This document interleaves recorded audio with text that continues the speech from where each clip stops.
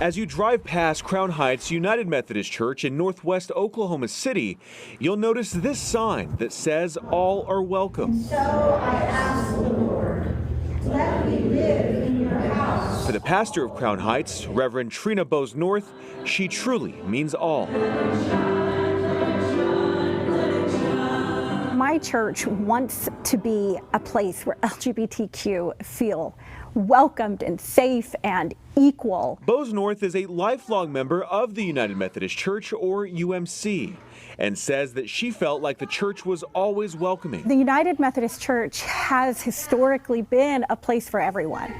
In the last few decades, the church has come down very harshly and strongly against LGBTQ. And now the debate over homosexuality, specifically whether to allow same-sex marriage and openly gay clergy to be ordained, is splitting the United Methodist Church apart. I think that the United Methodist Church is in a crisis. Currently, the UMC does not allow its clergy to officiate or allow churches to host a same-sex wedding. And the UMC does not allow openly gay clergy. Reverends can be removed from their positions if they violate the UMC rules. In Oklahoma, some clergy have been charged for violation of the rules, but none have been removed.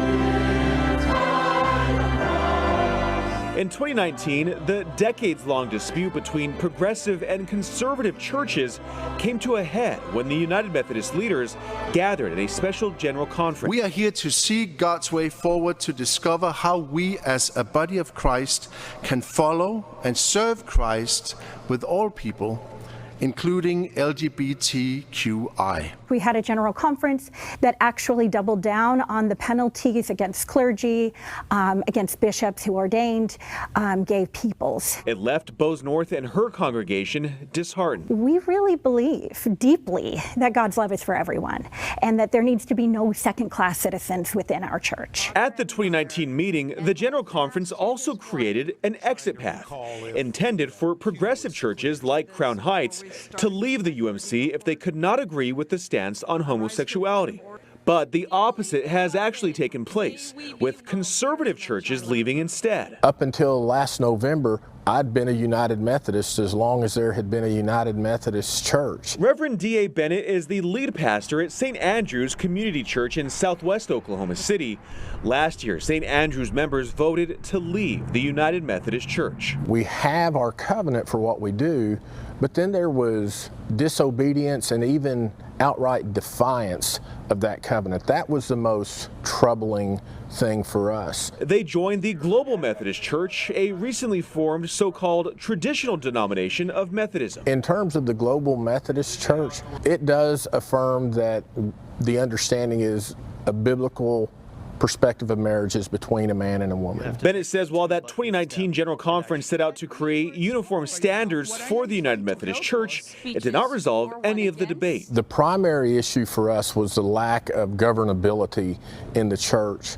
We believe that when you're part of a denomination that you are connected through an agreed upon covenant. This is what we believe and this is how we work. St. Andrews is just one of 29 churches in Oklahoma that chose to leave the UMC last year, with even more considering to do the same this year. I think it has mostly to do with their concern that because of how split we are, it appears that our church may be moving toward being more inclusive of people who are not heterosexual. Reverend Trish Malloy is the director of transitional ministries for the Oklahoma Conference of the United Methodist Church.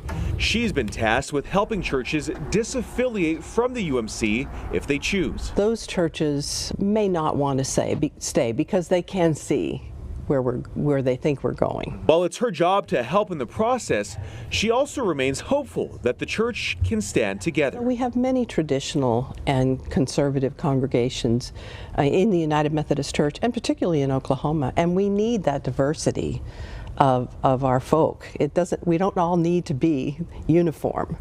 but we do need to be united. Each of the 408 churches left in the United Methodist Church in Oklahoma have a decision to make, with a deadline of December 31st. Do they believe Deeply that God's love is for everyone. or, Homosexuality is incompatible with Christian teaching. as churches make those decisions, they know it could impact membership? We knew that we were going to lose members no matter what. Yes, a few people did leave, but I'll tell you that that was 3.5 years ago, and we have gained way more because of our open and inclusive stance. Both pastors say they're now focused on the future and working to be better. There are many of us who just deeply believe that God's love needs to be shown, especially to LGBTQ who have been harmed by our church, but other churches as well. We're continuing to ask ourselves, how is it that we're better able to love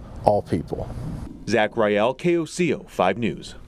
And Zach is back here with us now. Zach, as churches make this decision, you touched on this, it really has the potential to impact a lot of people. Yeah, especially here in Oklahoma. It's estimated that some 7% of Oklahomans are part of the United Methodist Church. That's about 280,000 people. It actually makes it Oklahoma's second largest faith group. All right, so this deadline for churches to disaffiliate, that's coming up next year. So in the meantime, what's the next step here? Well, that's right. Well, there's a regional meeting taking place. That's set for April. That's where the Oklahoma Conference expects a few dozen more churches to plan. They do plan to disaffiliate. And then in 2024, that's when the nationwide General Conference is taking place, where they will likely take up again the ban on same-sex marriage and openly gay clergy. But exactly what will happen at that 2024 meeting is up in the air. Okay, we'll continue to follow it. Good work, Zach. Thank you so much. We appreciate your investigation.